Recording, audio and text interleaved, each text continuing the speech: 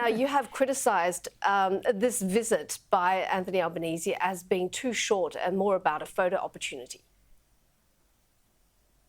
Yeah, look, I mean, the Prime Minister keeps stating the number of times he's visited the Northern Territory, but with each occasion it has been a photo opportunity because nothing really much has come of his visits, and he doesn't appear to understand any better the issues on the ground.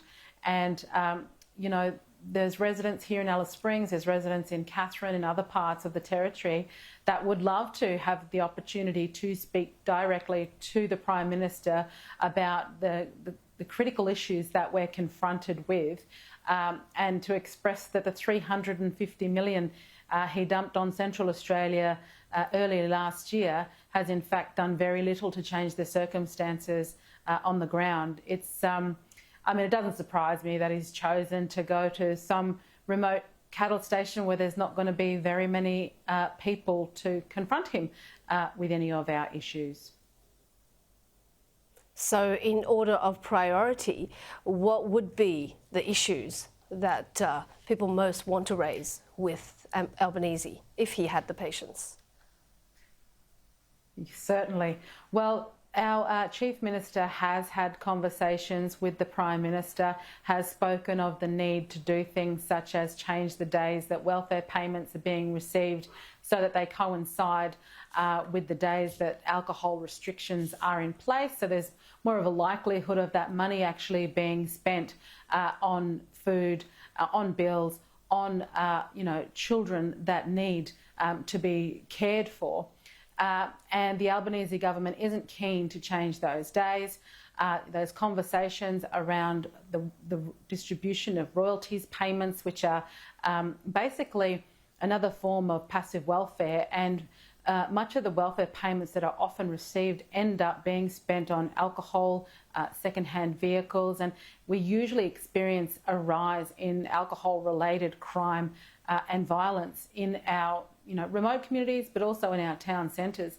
So there's some really key issues that the Prime Minister is simply running away from. He's doing the easy thing by, going to this cattle station, which he's trying to claim, some feathers in his cap for. Why is changing the welfare payment dates so difficult? Well, that's the thing. It shouldn't be difficult. It's a decision that the government can do quite easily, and it would impact our communities and our hometowns positively going forward. It's some really straightforward stuff.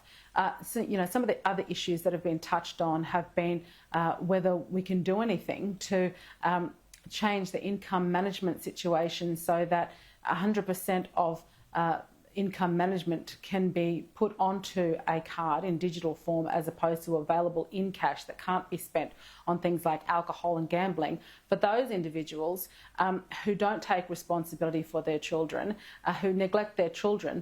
Now, I think that's a conversation that needs to be had going forward.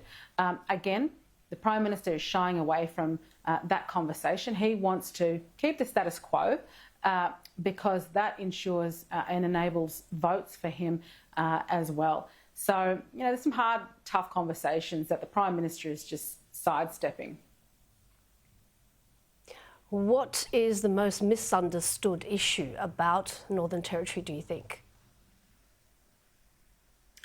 Well, I think it's the complexities of what goes on, what impacts, what exacerbates crime in our communities, aside from alcohol and substance abuse issues, aside from welfare.